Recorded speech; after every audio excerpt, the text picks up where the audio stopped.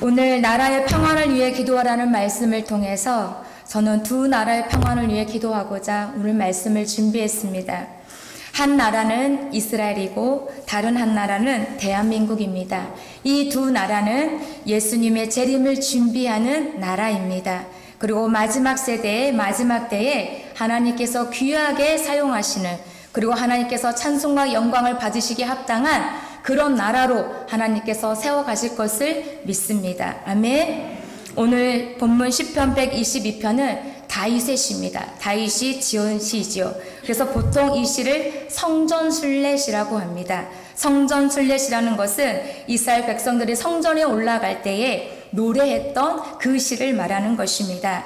사실 다윗이 이 시를 지을 때만 해도 예루살렘에는 성전이 없었습니다. 언약궤만 있었습니다. 그러나 다윗은 이미 하나님께서 성전을 보여주셨습니다. 그래서 다윗 안에는 성전이 이 마음속에 믿음 안에 세워져 있었습니다. 그래서 아들 솔로몬에게 성전을 어떻게 지어야 할지를 하나하나 낱낱이 다 가르쳐 줄 수 있었던 것입니다. 뿐만 아니라 다윗은 여러 전쟁을 통해서 이 예루살렘 땅을 차지했죠. 이 예루살렘 땅은 다윗이 사랑하는 땅이었습니다. 그래서 이 도시, 이 예루살렘을 이스라엘의 수도로 건설하고자 아주 아름답게 정교하게 도시를 만들기 시작했던 것입니다. 우리 함께 본문 1절에서 3절 말씀을 함께 읽겠습니다. 시작. 사람이 내게 말하기를 여호와의 집에 올라가자 할 때에 내가 기뻐하였도다. 예루살렘아, 우리 발이 내 성문 안에 섰도다. 예루살렘아, 너는 잘 짜여진 성읍과 같이 건설되었도다. 아멘. 여러 지역에서 흩어져 살고 있던 12지파들은 절기에 맞추어서 언약궤가 있는 예루살렘의 성전에 올라가야만 했습니다. 그런데 그 여정이 쉽지 않았어요. 지금은 자동차가 있고 오토바이가 있고 자전거가 있고 여러 가지 있었지만 그때 당시는 수도인 이 예루살렘에 올라가는 것이 녹록지 않았습니다. 그래서 그것을 시편 121편에 그를 예시해주고 있습니다.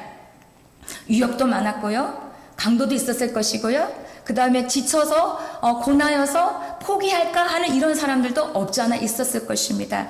그런데도 불구하고 이스라엘 백성들은 예루살렘 그거를 생각할 때마다 감사, 기쁨, 감격이 있었습니다. 왜 그러냐면 그곳에 하나님의 임재가 있었기 때문이에요. 아멘. 이스라엘 백성들은 변하지 않는 한 가지 믿음이 있습니다. 그것은 예전이나 지금이나 동일합니다. 우리를 선택하시고 우리와 언약하신 하나님은 우리와 영원토록 함께 하신다는 것입니다. 믿습니까? 이 말씀은, 이 언약은 이방인 우리들에게도 똑같이 적용되는 줄 믿습니다. 여러 지파들이 오랜 시간에 걸쳐서 드디어 예루살렘이라는 도시에 도착하게 됩니다. 그 도시를 보는 순간 여러 지파들은, 이스라엘 백성들은 눈이 막 휘둥그러졌어요.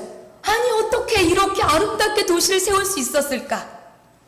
그럼 어떻게 이렇게 정교하게 촘촘히 도시를 만들 수 있었을까? 이건 제 생각이지만 이 잘 짜여진 성읍들을 보면서 이스라엘 백성들은 하나같이 하나님의 권능과 하나님의 지혜와 하나님의 총명과 하나님의 계시를 느꼈다는 것입니다. 다시 말하자면 이 건물을 보는 순간 그냥 하나님을 찬양하는 거예요. 하나님은 위대하시구나. 하나님 이렇게 능력이 많으신 분이구나. 아주 폐허가 된 아무것도 없는 이 이스라엘, 이 예루살렘 땅을 하나님께서 정복하게 하시고 이 예루살렘 땅을 이스라엘의 수도로, 우리나라의 수도로 이렇게 아름답게 만드셨구나라는 그 믿음을 찬양으로, 기도로, 여러 가지 그 어떤 행태로 하나님 앞에 올려드리지 않았을까라는 생각을 하게 되었습니다. 사랑하는 여러분, 성전에 올라올 때 어떤 마음으로 올라오십니까? 이스라엘 백성들처럼 감동과 감격과 어떤 기대감과 기쁨과 이런 마음으로 올라오십니까? 아니면 벌써 주일이야? 아이고 가기 싫어. 이런 마음으로 올라오십니까? 후자는 아닐 거라고 믿습니다.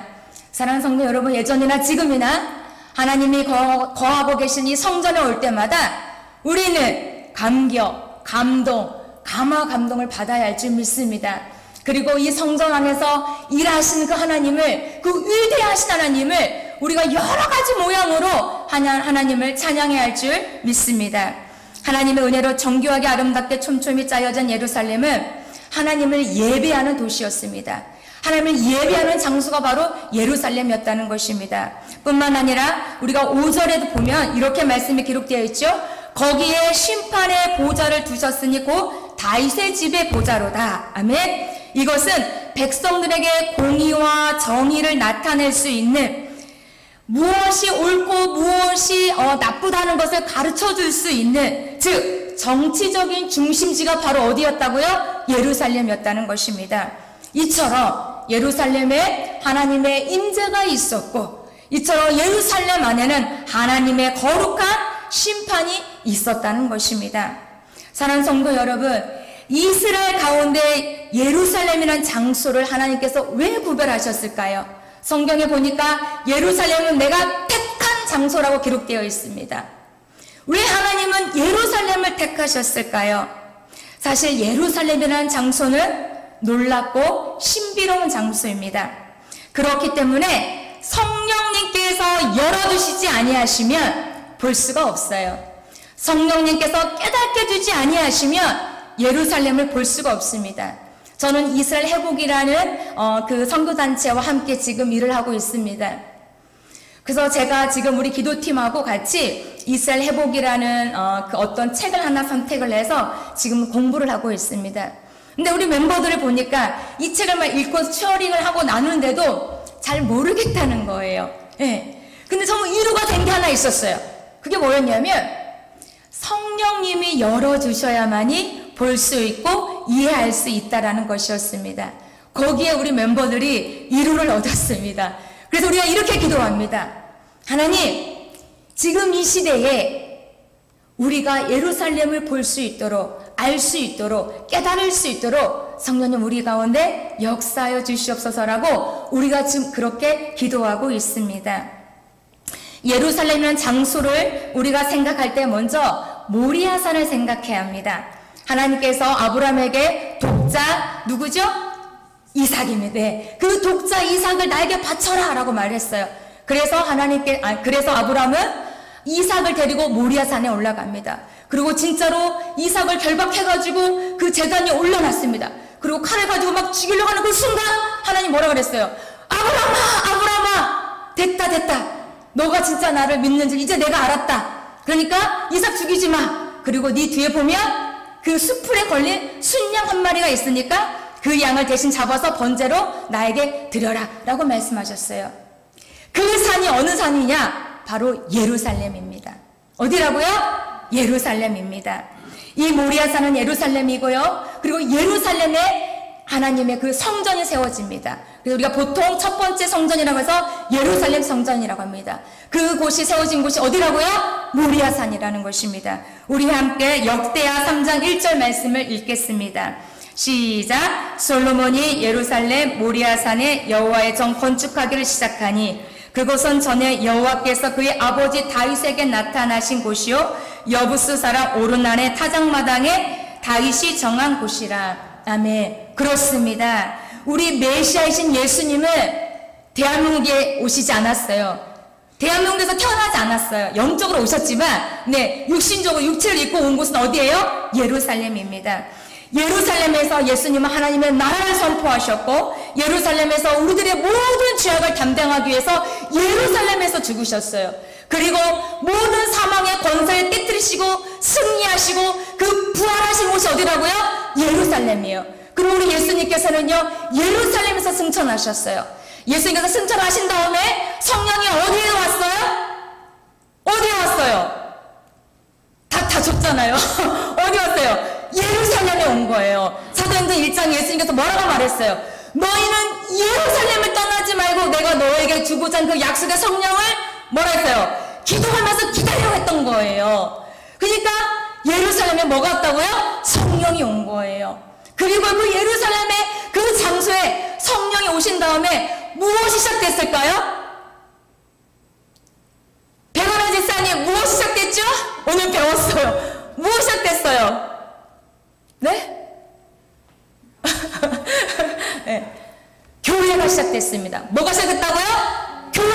멸시하겠다라는 거예요.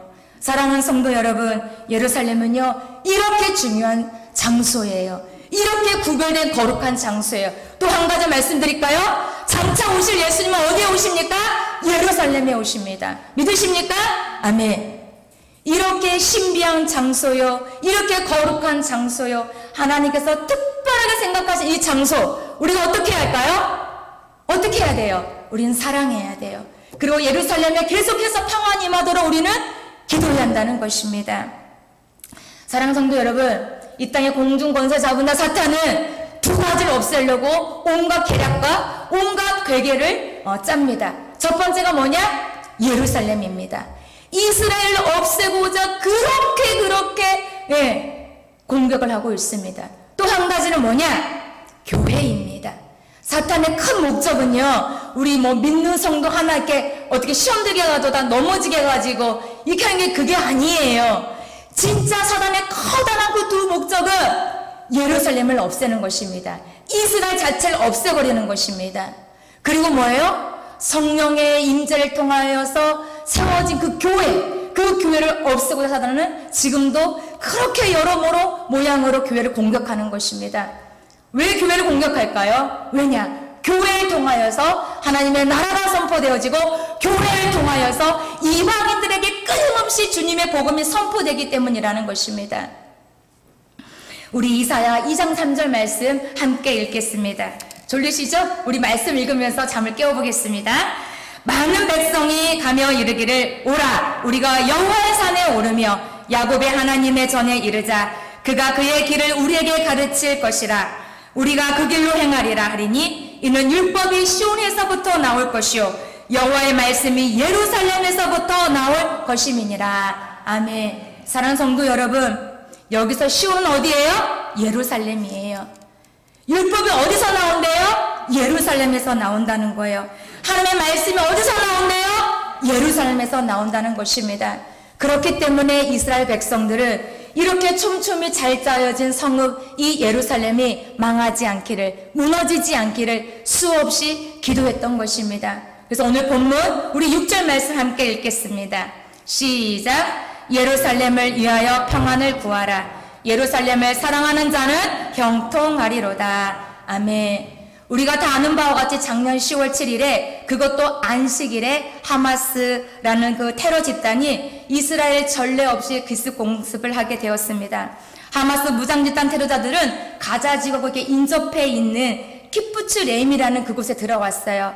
그 키부츠 레임에서 그날 어떤 일이 있었냐면 음악 축제가 있었다고 합니다. 보도를 통해서 아시겠지만 많은 젊은 사람들이 밤새도록 음악에 취해서 춤을 추고 노래하고 그렇게 지내고 있었어요. 그런데 그 새벽에 그곳을 뚫고 무장단체인 하마스가 들어와서 그 사람들을 죽이고 인질로 잡아갔습니다. 지금도 인질로 잡히는 자가 약 한 50명이 넘는다고 합니다.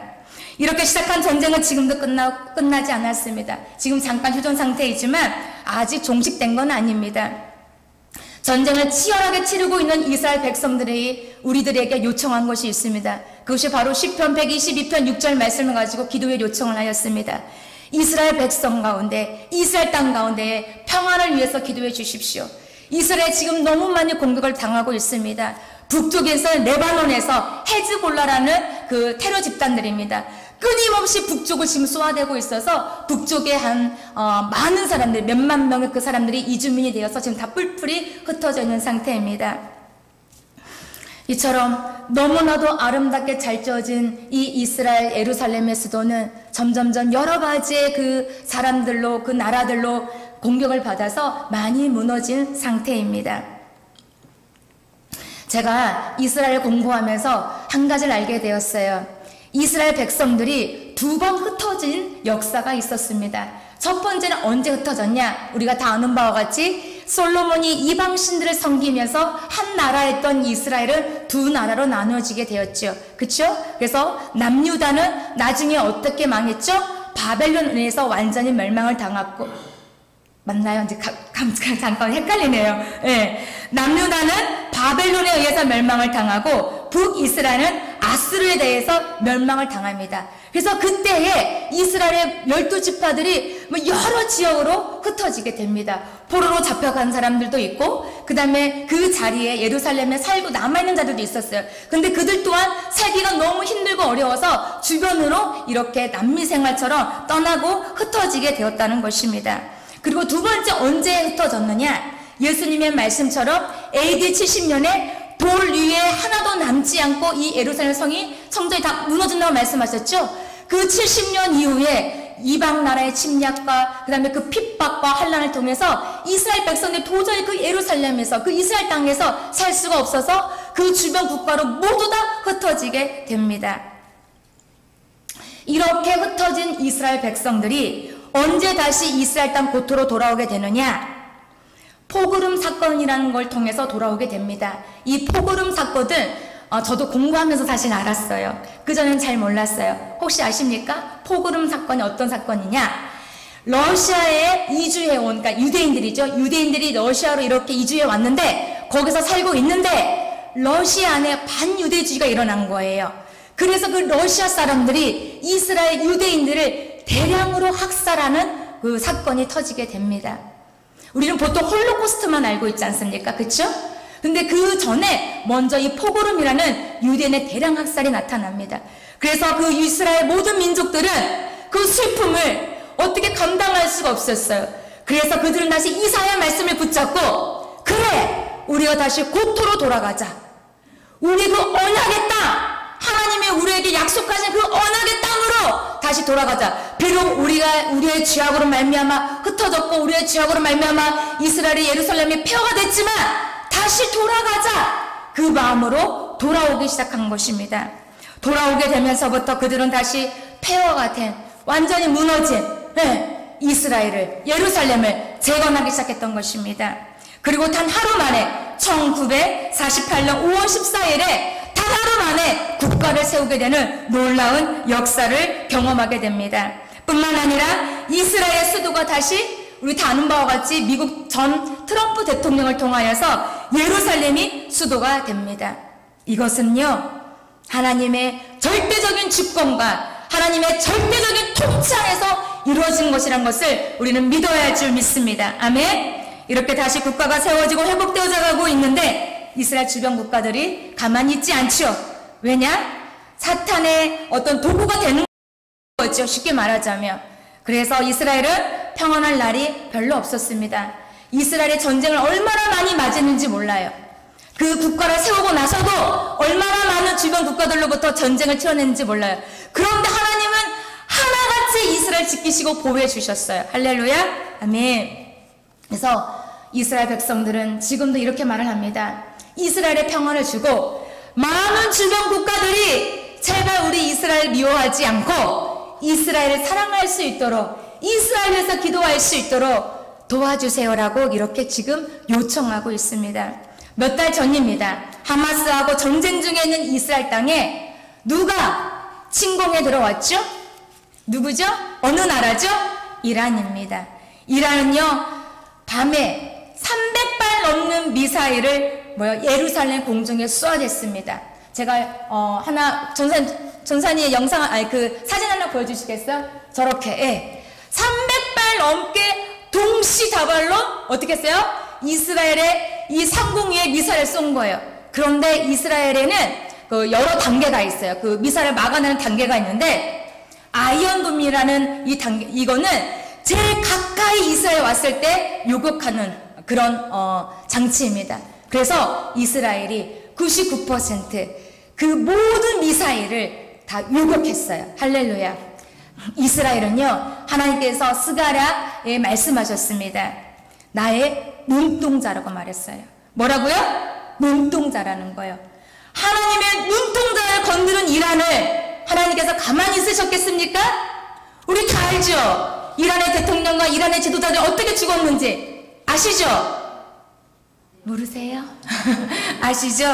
사랑하는 성도 여러분, 이처럼 하나님은 하나님의 백성을 지금도 언약의 백성을 어떻게 한다고요? 지키시고 보호하시고 인도하신다는 겁니다. 아멘. 이스라엘을 저주하는 자는 저주를 받고요. 말씀과 같이 이스라엘을 사랑하는 자는 형통의 복을 받는 줄 믿습니다.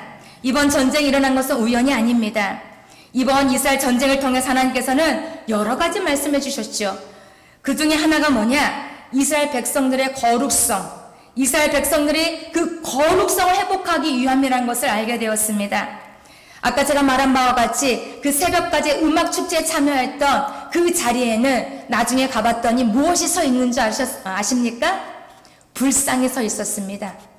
성무사님한테 직접 들은 이야기입니다. 이스라엘 성무사님이 오셔가지고 제가 사실 6월 4일, 5일 이스라엘 회복에 대한 컨퍼런스에 제가 다녀왔거든요. 그때 이스라엘 성무사님 하신 말씀이 그 자리에 커다란 불상이 있었다는 것입니다. 그리고 한가해는 이거 정확한 건 아니지만 마약을 하면서 그들이 그렇게 밤새도록 춤을 췄다는 그런 이야기도 있습니다.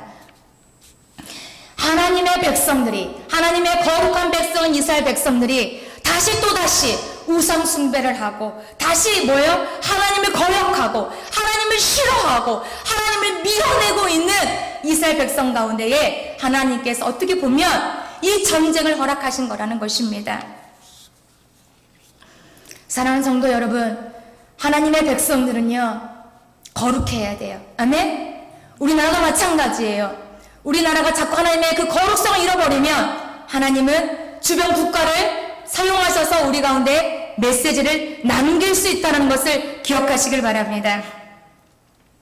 현재 이스라엘 안에는 예수님을 믿는, 즉 메시아의 주라고 하죠. 이 메시아의 주인들이 5만에서 6만 명이 있다라고 합니다.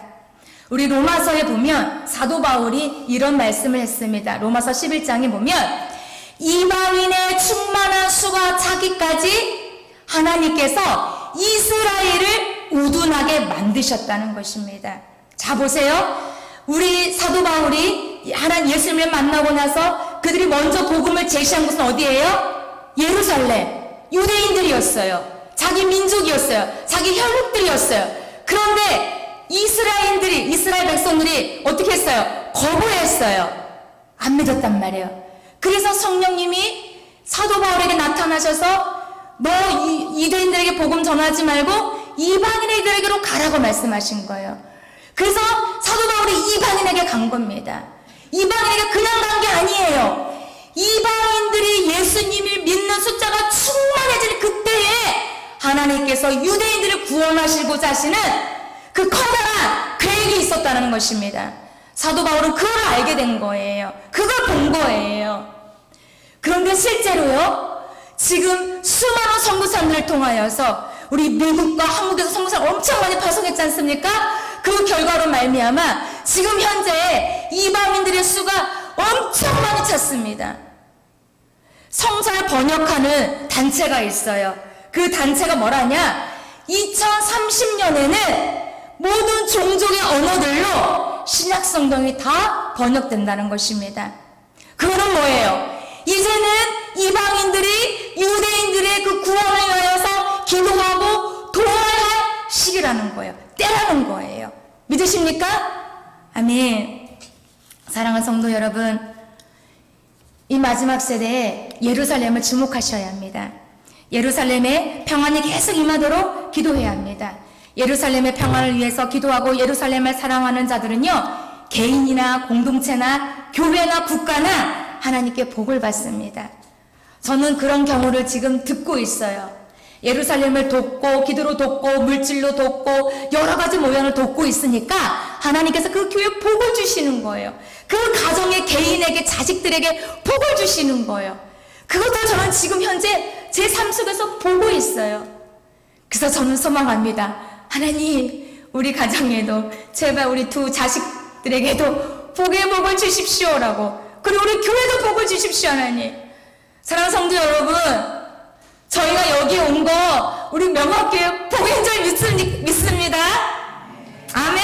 네, 아멘. 할렐루야. 우리나라가 오늘 집사님께서 말씀해 주셨지만 6.25를 맞이한 지 지금 74년째 해를 맞이하게 되었습니다.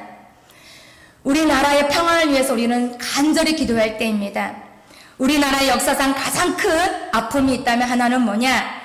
35년간 일본 강점기를 지냈던 그 시절이고, 또 하나는 1950년 6월 25일 날 겪은 6.25일 것입니다. 이 6.25는 북한 혼자서 자처한 것이 아닙니다. 그 뒷배가 있었어요. 그게 어느 나라죠? 러시아입니다. 그리고 중국입니다. 이 두 나라의 영향을 통해서 김일성이 쳐들어오게 된 것입니다. 우리 남한은 속수무책으로 당하고 있었습니다. 그래도 불구하고 하나님께서 우리 남한을 지켜주시고 보호해 주셨습니다. 이건 기적입니다. 믿으십니까? 아멘. 지금도 러시아와 중국은 남한과 북한의 통일을 방해하고 있습니다. 제가 어디서 잠깐 뉴스를 봤는데 북한의 그 핵을 제재하고자 안보리위원이 회의가 열렸는데 역시나 러시아가 중국이 그걸 어떻게 하고 있어요? 도와주고 지지하고 있는 거예요. 그래서 안보리 회의가 다시 연기되는 것을 제가 어제 잠깐 뉴스를 통해서 보았습니다. 사랑하는 성도 여러분, 통일을 방해하고 있는 러시아와 중국을 향하여서 우리는 선포기도해야 합니다. 중국과 러시아는 우리의 통일을 방해하지 말지어다. 우리의 통일을 가로막지 말지어다. 중국과 러시아는 잠잠할지어다라고 우리 국민들은, 우리 성도들은 깨어서 기도해야 할 줄 믿습니다. 사랑하는 성도 여러분, 제가 우리 아들한테만 먼저 물어봤어요. 남한하고 북한이 통일돼야 돼. 우리가 그것을 위해서 기도해야 돼. 그랬더니 우리 아들이 난리가 납니다. 통일 절대 안 돼. 왜 안 돼? 당연히 돼야지. 했더니 그러면 그 나라 우리가 다 먹여 살려야 하는데 그 나라의 모든 국민이 우리가 다 해야 하는데 우리 못해 막 이러는 거예요. 그래서 제가 뒤통수 한 대 탁 쳤습니다. 야 이놈아, 먹이고 입히는 건 하나님이 하는 거다 이놈아. 제가 이렇게 하면서 제가 마무리를 했는데요. 사랑하는 성도 여러분, 우리가 예수님을 믿으면서 이 빅피처 그림을 크게 그리셔야 돼요. 남한과 북한이 통일이 되어서 해야 할 아주 중요한 사역이 있어요. 사명이 있어요. 그것이 뭐냐? 남한의 성도와 북한의 성도가 하나 되고 일치되고 연합하여서 이 믿음을 가지고 중동을 뚫고 어디로 가요? 예루살렘을 올라가는 것입니다. 이것이 하나님의 큰 빅피처라는 거예요. 그거를 볼 수 있는 사람이 되어야 돼요. 하나님, 우리 집이 좁으니까 조금만 평수 넓혀주세요. 하나님, 우리 자동차가 좀 안 좋으니까 좀 좋은 자동차 주세요. 하나님, 우리 아이가 지금 좋은 직장 안 나니까 좀 더 큰 직장 주세요. 거기서 끝나시면 안 된다라는 거예요. 거기서 끝나면 안 되는 거예요. 북한과 남한이 반드시 통일돼야 합니다.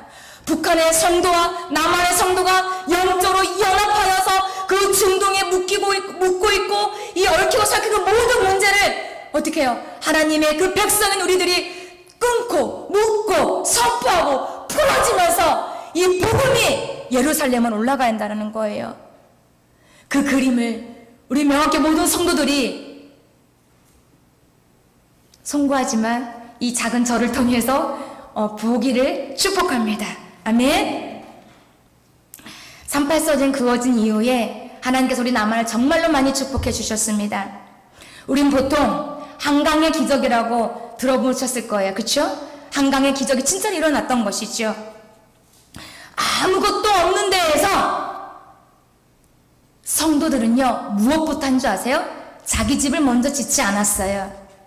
38선이 그어진 그 순간부터 무엇부터 지었을까요? 성전을 지었다는 거예요. 교회를 지었다라는 거예요. 그래서 그 성전에서 하나님을 예배하고 밤낮으로 새벽을 하나님께 간절히 부르짖었던 우리의 조상들이 있었던 거예요. 그들의 그 기도와 눈물과 희생과 헌신과 하나님의 그 사랑하는 마음, 나라를 사랑하는 마음, 다음 세대를 사랑하는 그 마음으로 하나님께 뭐예요? 하나님의 미랄이 되어서 이 남한 땅의 미랄이 되어서 하나님께 올려드렸던 거예요. 그랬더니 하나님께서 어떻게 됐어요? 한강의 기적을 이루게 하신 거라는 것입니다. 아멘. 사랑하는 성도 여러분, 하나님을 먼저 생각하십시오. 하나님을 먼저 생각하는 자는 형통하게 됩니다. 개인이든 가정이든 말입니다. 교회도 마찬가지예요. 하나님께서 기뻐하신 것을 먼저 생각하셔야 돼요. 그럼 하나님 그 교회 가운데 복을 주십니다. 하나님 그 교회 가운데 기름 부어 주십니다. 아멘. 우리 교회가, 우리 명확교회가 하나님을 먼저 생각하기를 바랍니다. 아멘. 한강의 기적을 이룬 우리 교회는, 우리 나라는 계속해서 하나님께서 기뻐하신 삶을 살아가야 하는데 그렇게 살고 있지 못하고 있습니다. 점점점 벗어나고 있습니다. 너무 안타깝죠. 6월 1일 날 제가 시청에 갔습니다. 우리 잠깐 사진 보여주시겠어요? 네, 감사합니다. 6월 1일날 시청에서 거룩한 방파제 모임이 있었습니다. 이 모임은 전국에 흩어졌던 모든 성도들이 이 시청 앞에 모인 거예요. 왜 모였을까요? 동성애 퀴어 축제를 반대하는, 동성애 차별금지법을 합법화시키지 말라라고 반대하는 거룩한 성도들이 그때 합법체 20만 명이 모였어요. 그 20만 명이 모여서 이거를 플래카드를 들고 동성애를 반대합니다. 우리 다음 세대를 우리가 지켜야 합니다라고 간절히 몇 시간 동안 1시부터 5시, 6시까지 우리가 그 자리에 모여서 하나님 앞에 간절히 기도했던 것입니다. 자, 보세요. 시청 이쪽에서는 거룩한 방파제 성도들이 모여서 기도하고 있고, 시청 이 반대쪽에서는 동성애 퀴어 축제가 막 일어나는 거예요. 동성애자들이 얼마나 많이 모이는지 몰라요. 그날은요, 동성애를 가시화하자고 했던 거예요. 그래서 이 외국에서 막 들어온 거예요. 동성애자들이 들어와가지고 합세해가지고 동성애 퀴어 축제를 막 이뤘던 거예요. 그때 음란의 영이 대한민국 땅에 막 뚝뚝뚝 떨어질 때에 거룩한 주님의 백성들이 어떻게 했어요? 그 음란의 영을 향하여서 기도를 어떻게 했어요? 유혹한 거예요. 막아낸 거예요. 하나님, 이 땅에 음란의 영이 뿌려지지 않도록, 스며들지 않도록 우리 다음 세대들 가운데에, 우리 자녀들 가운데, 우리의 후손애들 그까지 이 음란의 영이 역사하지 못하도록 기도한 거예요. 제가 우리 명학교회 대표로 갔다 왔습니다. 네, 그래서 나중에 책망은 안 받으실 거예요. 네. 내년에도 있습니다. 뜻이 있으면 같이 갔으면 좋겠습니다. 최국의 건국전쟁이라는 영화가 상영되어서 함께 본 적이 있습니다. 우리 목사님과 같이 가서 봤는데요. 이 영화를 보면서 하나님께서 저에게 다시 주신 말씀이 있습니다. 이 나라는, 이 대한민국은 하나님의 말씀과 기도로 건국되었다. 세워진 나라다. 라고 말씀해 주셨습니다. 믿으십니까? 그렇기 때문에 우리 대한민국은 악한 길로, 공산주의 길로, 음란한 길로, 폐역한 길로 더 이상 걸어가지 않도록 성도는 우리들이 때로는 아론과 홀이 되어주고, 때로는 모세가 되어서 이 나라의 어려움과 이 나라의 환난과 이 나라의 어떤 그 폐역함과 제약들을 어떻게 해요? 거룩한 방파제가 되어서 그를 막아서는, 파수하는 그런 영적인 파수꾼들을 세워져 있어야 할 줄 믿습니다. 우리나라가 아주 많이 무질서하죠. 혼탁하죠. 백성들의 도덕심과 양심 무너지죠. 그리고 더군다나 북한은 우리를 조롱하듯이 쓰레기를 갖다가 우리나라에 갖다 버리고 이런 일들이 일어나고 있습니다. 제가 어제 보니까 또 핵으로 우리나라를 위협하는 것도 보게 되었습니다. 지금은 하나님을 믿는 온전한 성도들이 일어나서 나라의 평화를 위해서 기도할 때입니다. 대한민국의 평화를 위해서 기도할 때입니다. 우리 대한민국 지금 평안할 때가 아닙니다. 안일하게 있으면 안 됩니다. 지금 우리 대한민국의 평화라고 안일하고 축복하고 축복이 있다라고 말하는 그 사람은 어리석은 거예요. 지금 우리 대한민국은 그 어느 때보다도 위기입니다. 우리 대한민국은 간절히 하나님께 기도를 해야 할 그 사명을 다시 가지고 일어나야 할 때라는 것입니다. 믿으십니까? 그 공동체가 우리 교회가 되기를 바라고, 그 거룩한 신부들이 우리 명학교회 성도님들이 되어서 우리나라를 파수하는 거룩한 방패자가 되어서 하나님께 영광 돌리는 우리 대한민국 됐으면 좋겠습니다.